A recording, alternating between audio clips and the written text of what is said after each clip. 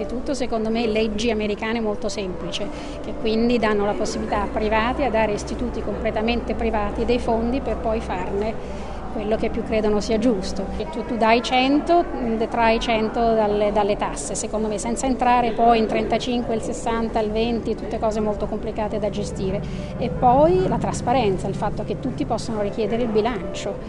dell'Accademia Americana, così anche le persone che vogliono dare dei soldi possono decidere, possono vedere che all'Accademia Americana per ogni euro che viene dato l'80 va ai borsisti, oppure ci sono delle altre fondazioni dove magari per ogni euro che viene dato il 50 va al presidente e il 50 va alle borse di studio. Questo tipo di informazioni che, ripeto, sono facilissime, basta andare su internet, fare American Academy in Rome, bilancio e lo si può richiedere, viene spedito a casa o lo si trova online, eccetera, eccetera. Secondo me questo rendono tutto molto più facile, molto più veloce.